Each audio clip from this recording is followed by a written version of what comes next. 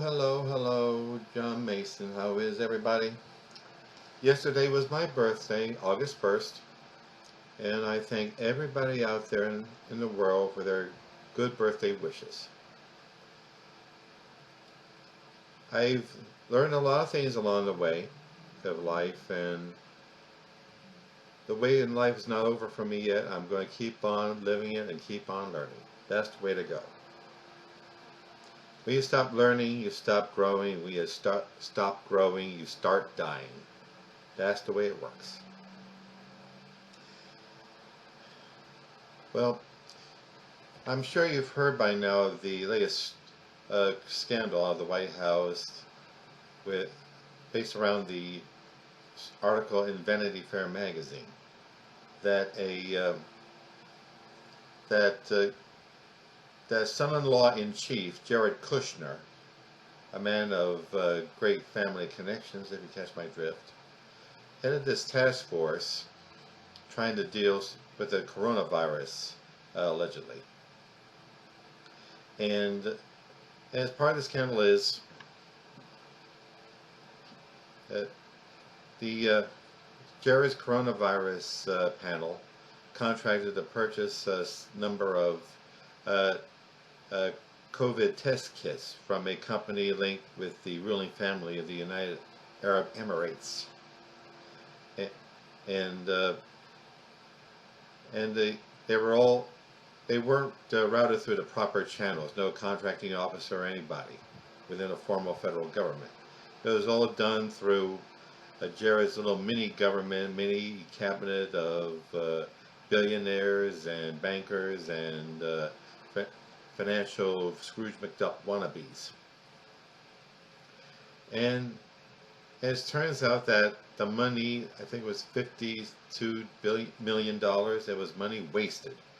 Because the test kits from this Chinese company linked with the ruling family of the United Arab Emirates turned out to be contaminated and unusable.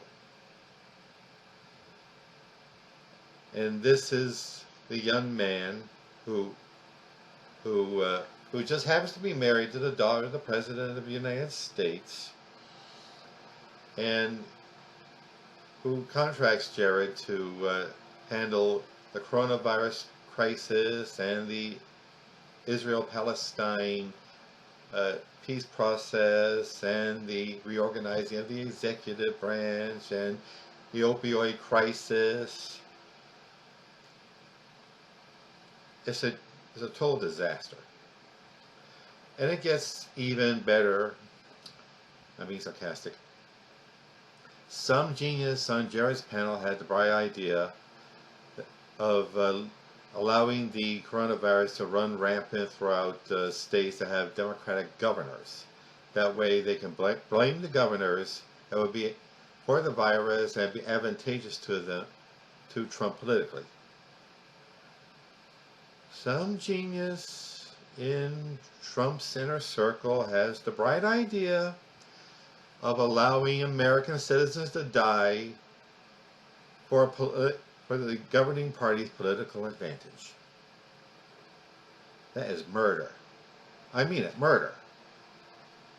Allowing people to die. It's genocide. I even heard the word genocide. I don't think that's too far away. That is so not off the mark. We're dealing with a regime only focused on lining its pockets and trying to cling on to power, and no, he's not going to keep power legally. Like the same day that it was reported that the gross domestic product for the second quarter had plummeted down 32.9%. And that same day, as a distraction, or as what Trump is actually planning, Trump has the bright idea of postponing the election, scheduled November 3rd, due to the dangers he keeps bringing up of mail-in voting, which he tries to separate from absentee voting, but they're the same thing. really. And and it's recorded that Trump and people in his inner circle and in his regime have done mail-in voting. If it's good enough for them, it's good enough for us. Trump is talking about postponing the election until when? That's what dictators do, you know. Create some artificial crisis so as to postpone the election and oppose martial law and stay in power till hell freezes over. Some of us might think it's a distraction, he doesn't mean it. But does he mean it? Don't put anything past him. He is willing to try. He is stupid enough and crazy enough to try anything to rile up his base and hang on to power indefinitely. We can't take this, and we won't. We deserve better than this. Americans, get out there on the street and peacefully demonstrate. Whenever there's a demonstration, get there. Educate yourselves on the issues at hand. Connect with each other in person or over Zoom about the issues at hand.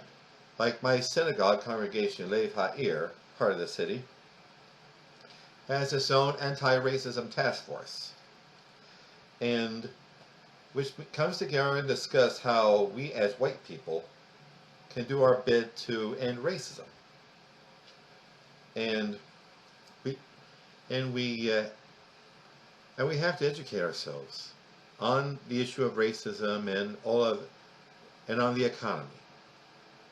Let me get back to this.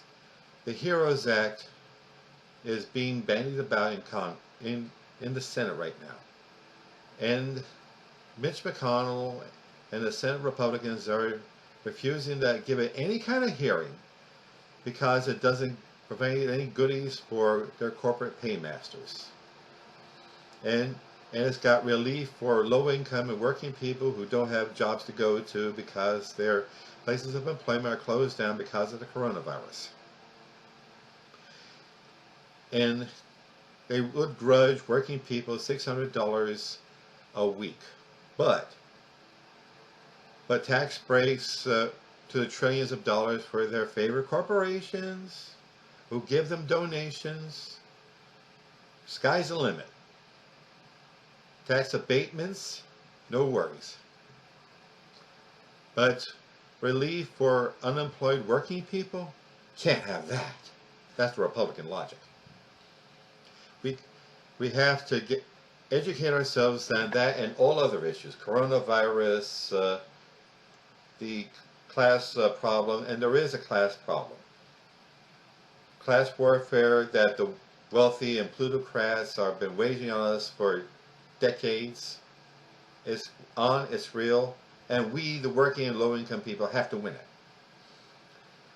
And of course the coronavirus. We deserve a government that's going to seriously take on the coronavirus, get busy on organizing tracking systems, contact tracing systems, and vaccines. We deserve a government that'll buckle down and do it. And vote. That's the main thing of the matter. We have to get out there, get our asses to the voting booth or mail in the mail-in ballots and fill them out and mail them in and vote. And let nobody get in our way. We can do it. We've done it before. The Civil War, Great Depression, 2 World Wars. We've come out a better and stronger nation. We can do it, Americans. John Lewis will be proud of us. Thanks. Bye.